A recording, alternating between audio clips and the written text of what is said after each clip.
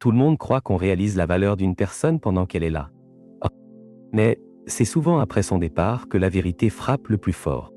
Ce genre de départ qui laisse un silence étrange, un vide qui s'infiltre partout. Et si je vous disais que la plus grande erreur que vous puissiez commettre, c'est de croire que vous avez encore du temps? Dans cette vidéo, je vais vous emmener au cœur d'une histoire où chaque geste oublié, chaque mot non dit, se transforme en regret. Une histoire qui pourrait bien être la vôtre, ou celle de quelqu'un que vous aimez. Et vous verrez que parfois, ce que l'on perd ne disparaît jamais vraiment. Il continue de vivre en nous, d'une manière que l'on ne soupçonne pas. Alors, restez jusqu'au bout, car ce que vous allez découvrir pourrait changer votre façon d'aimer dès aujourd'hui. Et si ce message résonne en vous, abonnez-vous à la chaîne, laissez un like et partagez cette vidéo. Parce que ce que vous apprenez aujourd'hui pourrait bien sauver une relation demain. Il y a des départs qui ne préviennent pas. Un matin, il se réveille et elle n'est plus là. Pas un mot, pas un message, juste un vide froid dans l'air. Et c'est là que commence la vraie prise de conscience. Toutes ces petites attentions qu'il avait prises pour acquises, ces silences partagés qui valaient plus que 1000 mots, avaient disparu. Comme quand on réalise trop tard que la tasse de café du matin n'a pas le même goût sans cette main qui la dépose sur la table. Au début, il se dit que ce n'est qu'un passage, qu'elle reviendra. Après tout, ils se disputaient parfois, et les réconciliations avaient toujours ce parfum d'intensité qui faisait battre le cœur plus vite. Mais les jours passent, et le téléphone reste muet. Pas de liga, tu me manques, gueux, pas même un reproche. Juste le silence. Ce silence lourd qui, paradoxalement, parle plus fort que tout le reste. Il commence à revoir chaque scène, chaque regard, comme un film qu'on rembobine pour comprendre où tout a basculé. Et plus il y pense, plus il se rend compte que ce n'était pas un moment précis, mais une lente érosion, des aiguilles ça va, yo devenu mécanique, des éogé, je t'aime ou lancés comme des habitudes, sans la flamme derrière. C'est ça le piège. Croire que l'amour survit tout seul, comme une plante qu'on n'arrose jamais. À ce stade, il réalise que ses excuses étaient souvent tardives, ses promesses vagues. Il avait cette tendance à penser que demain serait le jour parfait pour réparer, sans comprendre que, parfois, demain n'existe plus. Un peu comme ce livre laissé sur la table de chevet. On pense qu'on pourra le reprendre plus tard, jusqu'au jour où il n'est plus là. Il revoit aussi ses sourires. Pas ceux pris en photo, figés pour paraître parfaits, mais ceux du quotidien. Un coin de lèvres relevé en écoutant ses histoires banales, un éclat de rire en voyant sa maladresse. Ce sont ces détails qui manquent le plus, car ils sont impossibles à remplacer. Les grandes déclarations, on les oublie, mais un rire partagé reste gravé dans la mémoire, comme une chanson qu'on connaît par cœur. Et puis il y a cette étrange sensation, celle d'entrer dans une pièce et de sentir encore son parfum, même si elle est partie depuis des jours. Comme si son absence avait laissé une empreinte invisible. C'est là qu'il comprend que l'absence n'est pas seulement le vide. C'est une présence inversée, une ombre qui occupe tout l'espace. Il tente de combler ce manque avec des distractions, sortir plus souvent, se plonger dans le travail, revoir de vieux amis. Mais rien n'y fait. La vérité, c'est que l'absence d'une personne qu'on aime ne laisse pas juste un trou. Elle redessine toute la carte de notre vie. Même les habitudes les plus anodines deviennent des rappels involontaires de ce qu'on a perdu. Et dans un coin de son esprit, une petite voix chuchote. « Hey gars, et si tu avais su que c'était la dernière fois, qu'aurais-tu fait différemment ?» Yo, cette question, il ne peut pas y répondre. Pas encore.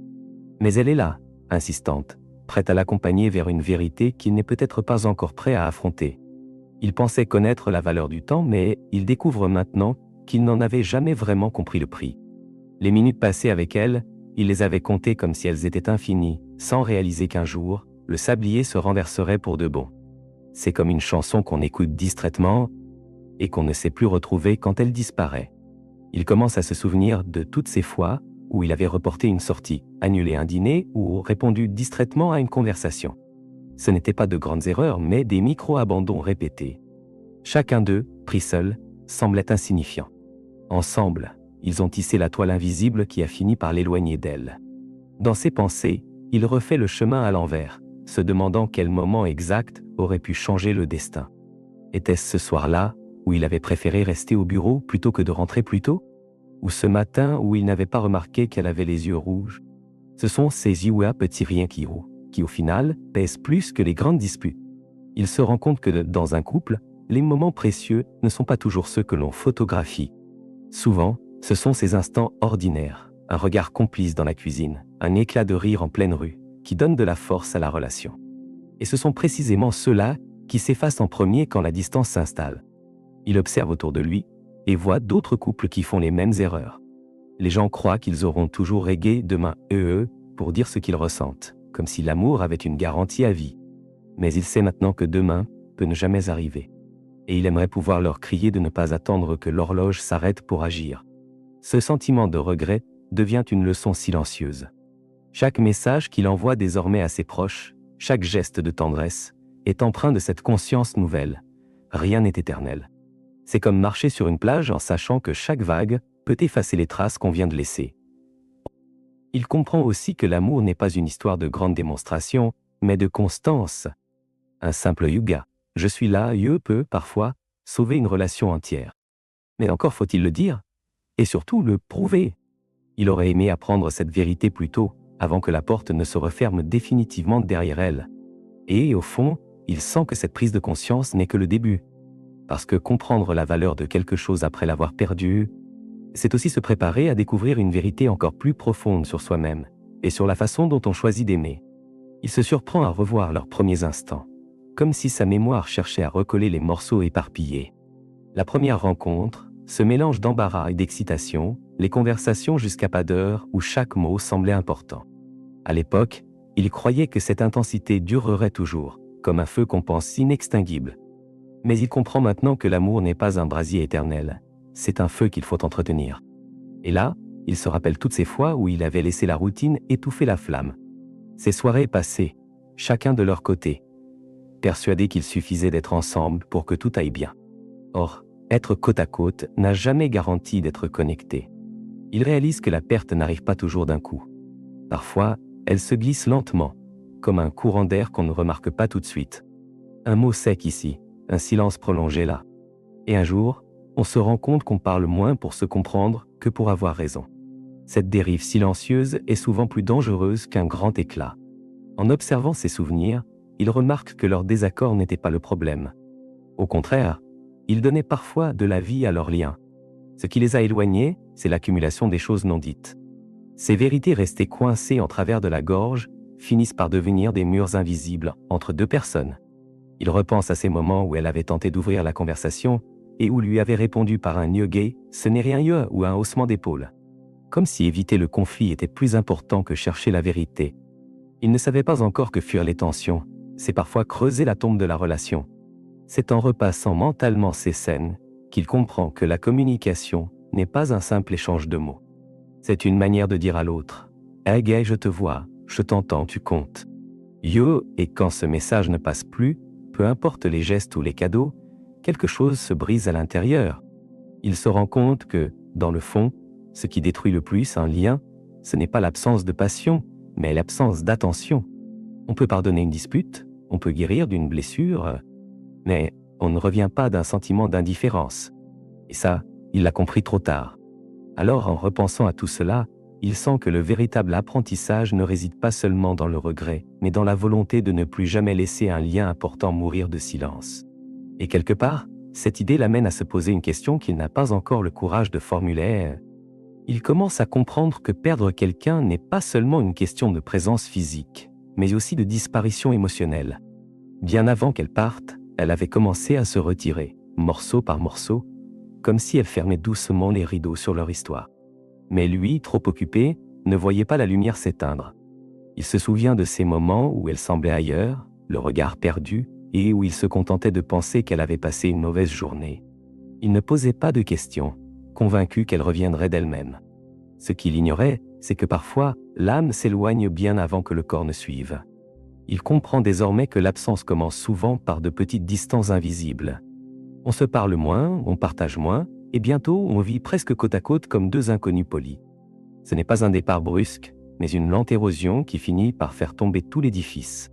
Dans ses souvenirs, il y a cette soirée précise où elle lui avait confié qu'elle se sentait seule, même avec lui. Il avait ri, croyant à une exagération passagère. Aujourd'hui, cette phrase résonne comme un avertissement ignoré, un panneau rouge qu'il avait choisi de ne pas voir.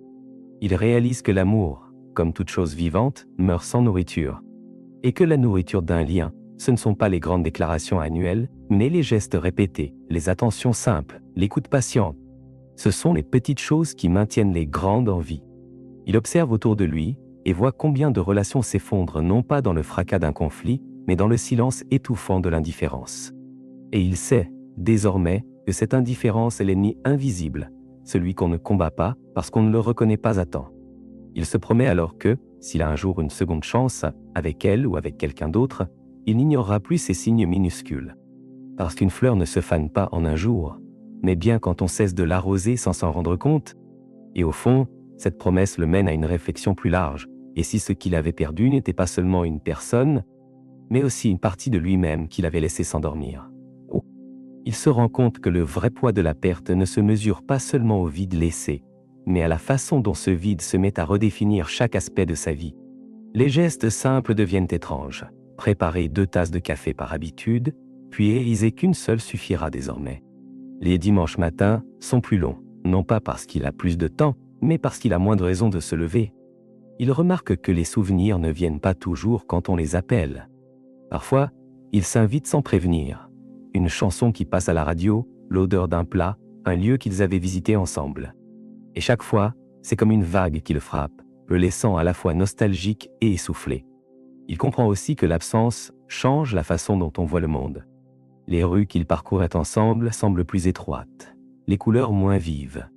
Même le ciel, par moments, lui paraît différent, comme si tout l'univers avait perdu un peu de sa lumière. Ce n'est pas seulement elle qui manque, c'est la version de lui-même qui existait à ses côtés. Il se surprend à parler d'elle à voix haute, seul, comme pour maintenir le lien. Il raconte à personne ses petites victoires, ses frustrations, ses idées. Ce n'est pas de la folie, c'est un besoin. Celui de garder vivant un dialogue qui lui a donné un sens pendant si longtemps. Parfois, il se demande si elle pense encore à lui ou si elle a déjà tourné la page. Cette incertitude est à la fois un supplice et un moteur. Un supplice, car il aimerait savoir. Un moteur, car elle le pousse à se demander ce qu'il ferait différemment s'il en avait l'occasion. Il réalise que la perte ne se guérit pas par l'oubli, mais par la transformation. Ce qu'il vit maintenant n'est pas une fin, mais un passage forcé vers une version de lui qui doit apprendre à vivre avec ce manque. Et c'est peut-être là que réside l'ironie. Elle est partie, mais sa présence continue de le modeler. Dans un coin de sa mémoire, il garde intacts les moments où il l'a vue heureuse, sincèrement. Il s'accroche à ces images comme à des phares dans la nuit, non pas pour s'y enfermer, mais pour se rappeler que cette intensité a existé, et qu'elle pourrait, un jour, exister à nouveau, d'une autre façon. Et alors qu'il avance, il sent que ce chemin de reconstruction va l'amener vers des réponses qu'il n'a pas encore. Parce que parfois, ce qu'on perd devient la clé de ce qu'on est censé trouver plus tard. Et maintenant, posez-vous cette question. Combien de fois avez-vous reporté un geste, une parole, en pensant que vous auriez encore demain pour le faire? Si cette personne que vous aimez disparaissait aujourd'hui, que regretteriez-vous le plus? Vous savez désormais que l'amour ne se nourrit pas de promesses lointaines, mais d'actions présentes. Alors, qu'allez-vous changer dès maintenant pour que les liens importants de votre vie ne se fanent pas dans le silence? Partagez votre réponse dans les commentaires, parce que ce que vous écrivez ici pourrait ouvrir les yeux à quelqu'un d'autre. Et surtout, abonnez-vous, activez la cloche des notifications et restez avec nous, car la prochaine vérité que je vais vous révéler pourrait bien vous éviter de perdre ce qui compte le plus.